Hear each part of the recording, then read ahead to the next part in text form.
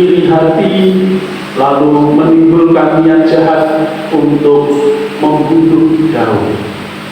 Untunglah bahwa Jonathan, anak Saul, itu mempunyai pikiran yang jernih, mempunyai pikiran yang baik, mempunyai pikiran yang bersih. Saya akan bilang kepada raja supaya engkau tidak dibunuh. Dia menunjukkan kepada Daud, kepada Saul, apa yang dilakukan itu bukan untuk Daud, tetapi untuk keselamatan seluruh bangsa Israel.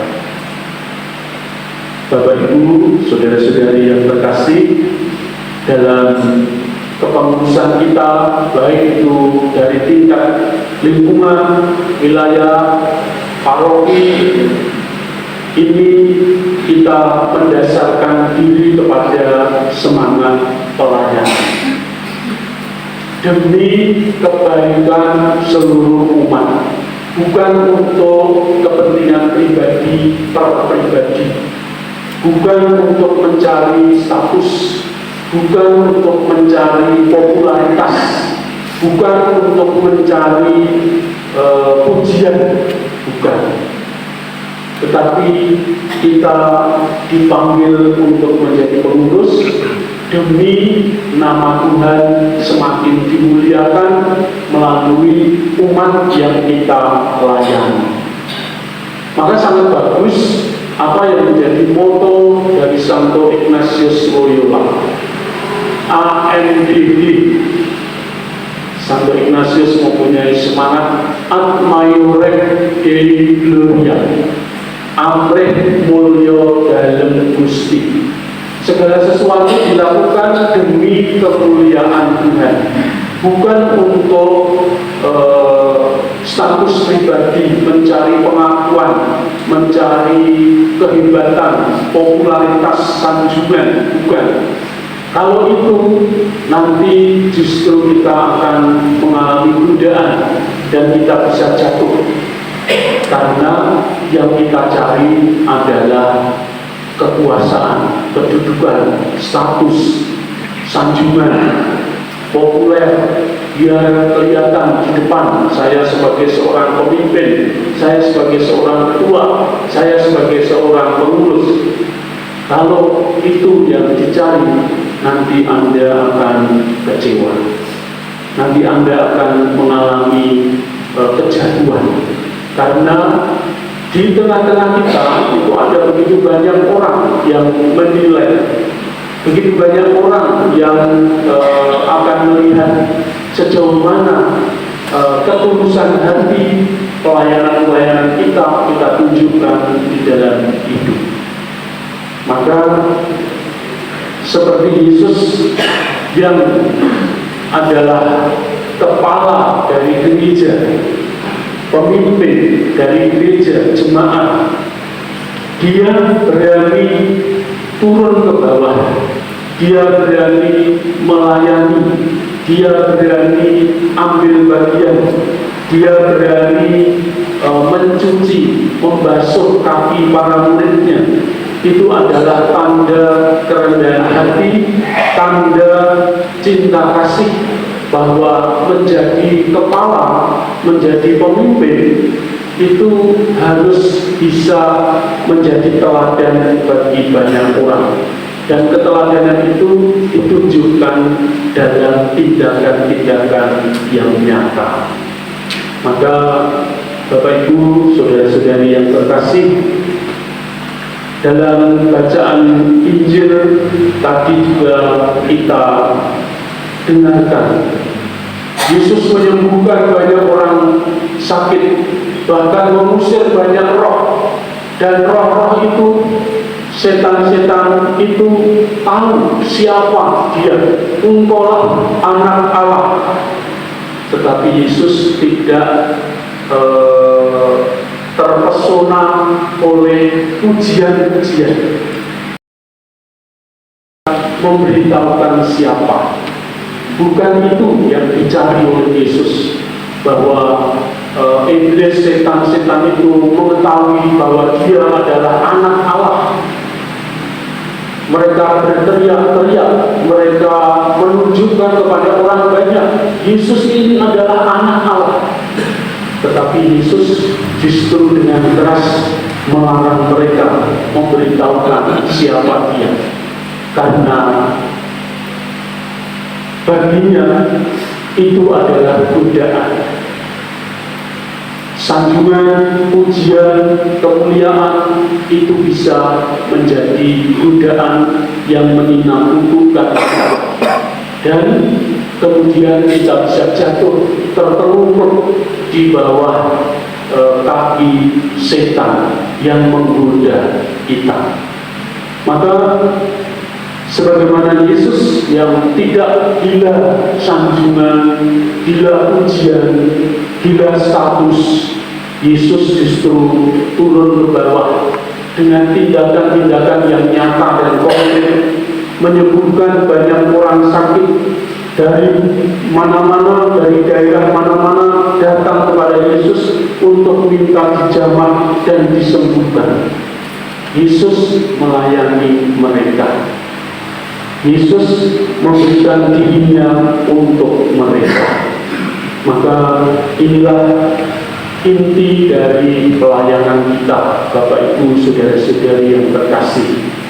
Kita yang dipercaya menjadi pengurus lingkungan atau pengurus wilayah, semangat kita mesti meniru apa yang dibuat oleh Tuhan sendiri, yaitu semangat melayani. Aku datang bukan untuk dilayani, tetapi untuk melayani. Dan dengan demikian, nama Tuhan semakin dimuliakan. Taat kepada Allah dengan melayani jemaat, itulah yang dilakukan Tuhan. Kendati harus sampai memanggul salib, dicemooh, diludahi, ditolak, menjadi pemimpin, ya kita juga bisa mengalami seperti itu. Nanti akan ada orang yang tidak percaya, akan ada orang yang mencibir dengan kita, akan ada orang yang tidak mempercayai kita, akan ada orang yang menolak kita, ada orang yang nanti berkhianat, ada orang yang nanti menjelek-jelekkan, ada nanti yang menceritakan kejelekan-kejelekan kita, ada. Tetapi Yesus tidak berhenti. Dia tetap menjalankan. Bahkan ketika harus memanggul salib pun, Yesus mengatakan, apabila cawan ini berguna untuk kemuliaan nama Tuhan, maka tetaplah cawan itu, kesengsaraan, penderitaan itu diterima oleh Yesus. Maka Bapak Ibu, saudara-saudari, para pengurus wilayah dan pengurus lingkungan, kita melulu ingin melayani. Kita melulu ingin memberikan yang terbaik untuk jemaat, untuk umat, untuk lingkungan yang kita layani. Maka siapapun akan kita layani. Bahkan Yesus itu juga menerima Petrus yang mengkhianati dia. Petrus diterima oleh Yesus. Yudas, sebetulnya kalau Yudas itu mau bertobat, pasti Tuhan Yesus juga akan menerima, tetap akan diterima dengan baik. Bahkan Petrus diberi kuasa untuk memimpin 12 rasul, memimpin gereja, padahal dia pernah 3 kali mengkhianati Yesus. Maka kalau pelayanan itu, ya kita tidak boleh pilih kasih. Kayak wong ngelek-elek aku terus ora tak layani. boten, jangan. Tetap kita layani. Baik ngelek-elek aku terus rata kayak ini minyak suci, enggak. Tetap dilayani. Kalau minta pemberkatan jenazah ya tetap perlu dilayani. Kalau itu betul sah dilayani mau kalau ratau aktif di gereja, ratau ketok di lingkungan boten, kita tetap harus melayani. Karena kasih itu ditunjukkan dengan begitu.